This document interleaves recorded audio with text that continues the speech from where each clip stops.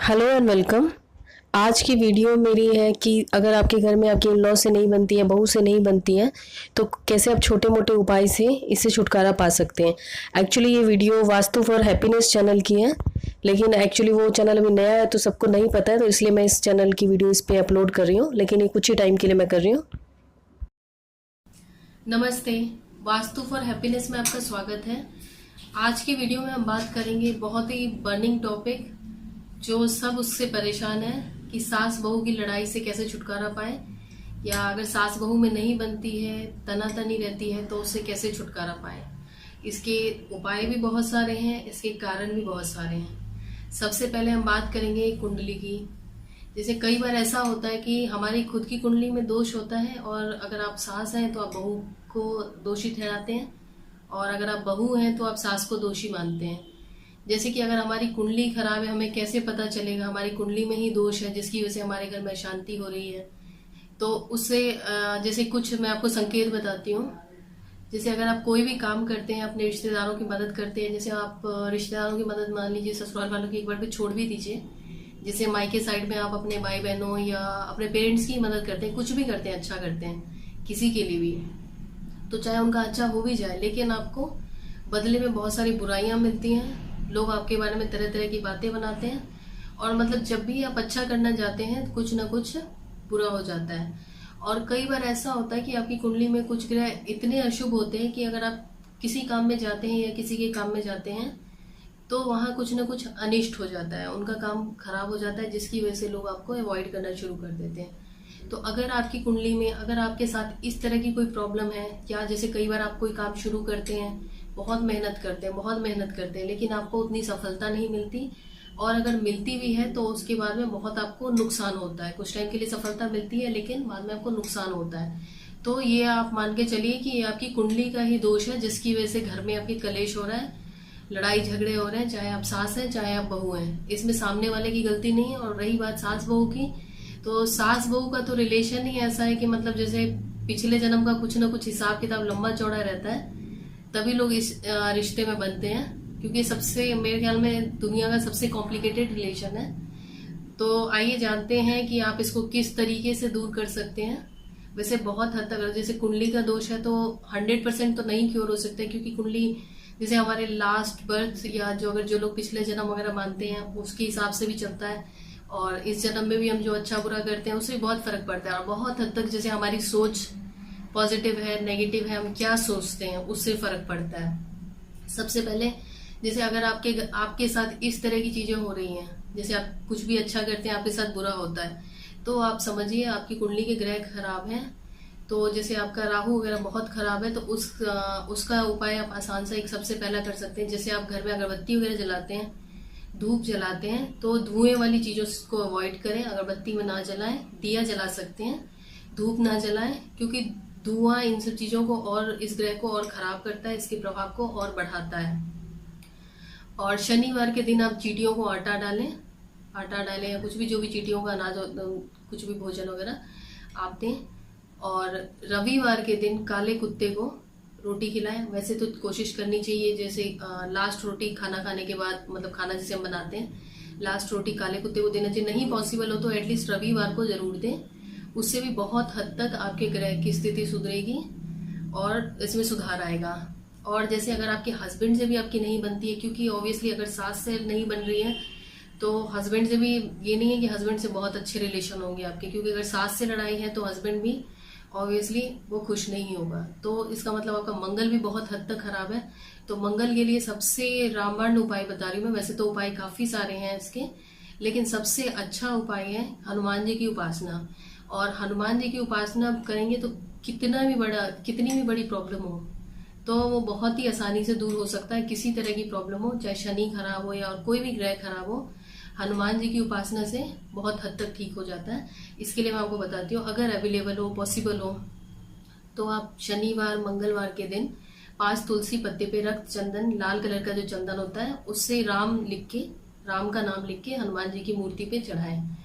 ये बहुत ही कारगर उपाय है। इससे बहुत तरह के, अगर जादू टोना है, नजर वजर, ये सब भी दूर होता है। ये मतलब मेरा आजमाया हुआ उपाय है।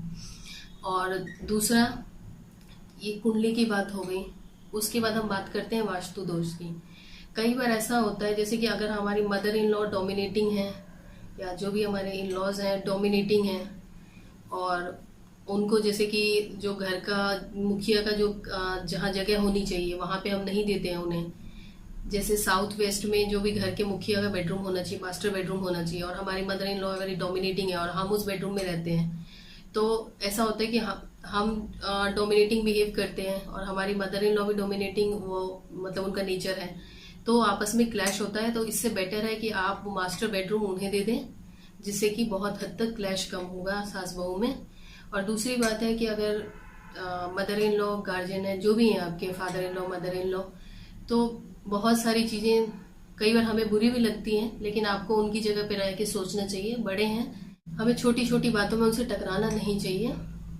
और अगर मान लीजिए जैसे आपका दक्षिण मुखी घर है, मतलब साउथ फेसिंग घर है, तो उस घर में भी काफी हद तक अशांति रहती है। तो उसके लिए आप ऐसा कर सकते हैं, जैसे घर के दरवाजे के बाहर जो मेन गेट है आपका एंट्रेंस है, उसके बाहर येलो कलर का, पीले कलर का तोरण आता है, या तोरण ना मिले तो आप कोई पीले कलर का कपड़ा, मतलब कुछ भी अच्छा सा वो टांग सकते हैं। उससे क्या होगा, आपका बृहस्पति मजबूत होगा, और बृहस्पति अच्छा होता है तो मतलब आपके परिवार में शांति रहती है, सुख रहता है, आप पारिवारिक सुख आराम से भोग सकते हैं। तो ये भी बहुत ही अच्छा उपाय है। बाकी बृहस्पतिवार को आप चाहे तो व्रत कर सकते हैं, लेकिन व्रत करना हर किसी के लिए पॉसिबल नहीं है। केले के पेड़ की पूजा कर सकते हैं बृहस्पतिवार को, उससे भी आपके घर में काफी हद तक सुख शांति रहेगी।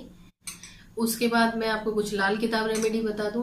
जैसे आप खाना बनाते हैं तो सबसे पहली रोटी, अगर आप जैसे हिंदू धर्म में मानते हैं, विश्वास करते हैं, गाय वगैरह में मानते हैं, तो सबसे पहली रोटी आप गाय के लिए रखिए। उससे भी आपके घर में बहुत हद तक शांति रहेगी। सुबह उठ के जैसे कि सूर्योदय से पहले कोशिश करिए उठ के घर का जो भी झाड़ू वाड़ू वो लगा लें, और घर के बाहर आप पानी के छींटे मारें। झाड़ू वगैरह लगाने के बाद, सफाई करने के बाद पानी के छींटे मारें, उससे भी बहुत हद तक घर में शांति रहती है। और जैसे खाना बनाने के बाद लास्ट रोटी आप कुत्ते को डाल सकते हैं। और जो लोग मान लीजिए हिंदू धर्म में नहीं बिलीव करते हैं, या किसी न किसी चीज में तो बिलीव करते हैं, अगर वो किसी चीज में नहीं बिलीव करते हैं तो एटलीस्ट वो एनर्जीज वगैरह में तो बिलीव करते हैं कि पॉजिटिव एनर्जी, नेगेटिव एनर्जी, या अपने आप में तो बिलीव करते ही होंगे।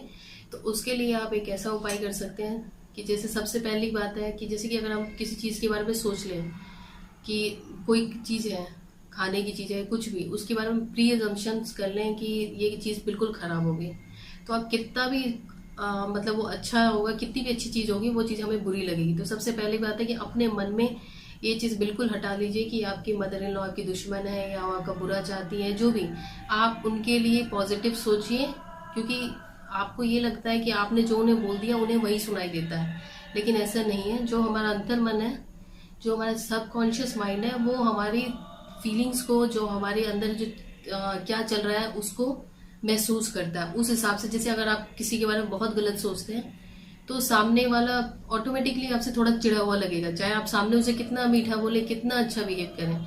तो इसलिए ये बहुत जरूरी है, सामने वाले को के लिए आप पॉजिटिव वाइब्स रखिए, पॉजिटिव सोच रखिए, क्योंकि आप नेगेटिव सोचेंगे तो सामने वाला कितना भी अच्छा हो उसके मन में भी नेगेटिविटी जरूर आएगी।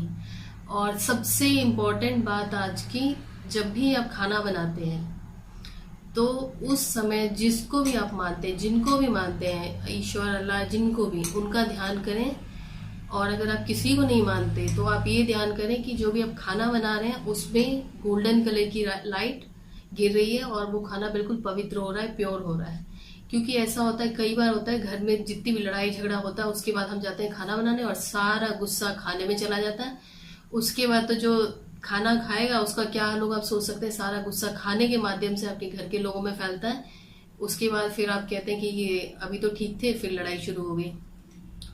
और एक और अहम बात, आप एक चीज नोटिस करिएगा, जब भी आपकी मदर इन लॉ के साथ लड़ाई होती है, बहस होती है, तो तुम्हें में होती है, तो आप वो नोटिस करिएगा कि आप मोस्टली किस जगह पे होते हैं, कौन सी जगह होती है, वो घर का मतलब कौन सा स्थान होता है और आपका मुंह किस तरफ होता है। तो अगर आपको ये रियलाइज होता है किसी पर्टिकुलर जगह पे, किसी पर्टिकुलर टाइम पे वो चीज, ऐसी चीज हो रही है, तो आप उस जगह पे अवॉइड करिए बैठना।